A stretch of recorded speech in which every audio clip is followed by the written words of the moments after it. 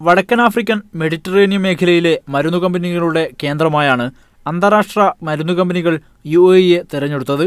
പ്രാദേശിക കമ്പനികളുടെയും അന്താരാഷ്ട്ര കമ്പനികളുടെയും സംയുക്ത യോഗമാണ് ഈ പുതിയ തീരുമാനത്തിന് പിന്നിൽ.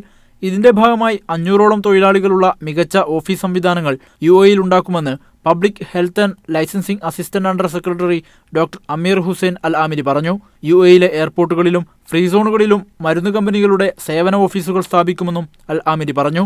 ഇതോടെ UAE 422 മരുന്നിനങ്ങളുടെ വില കുറയുമെന്നും അധികൃതർ അറിയിച്ചു.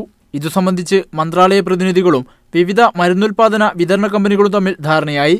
എല്ലാ തരത്തിലുള്ള രോഗികൾക്കും ഉപകാരപ്പെടും വിധമാണ് വിലക്കുറവ് പ്രഖ്യാപിക്കുക.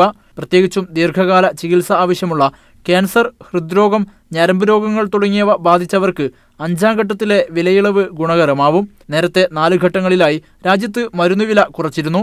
Media 1 Dubai.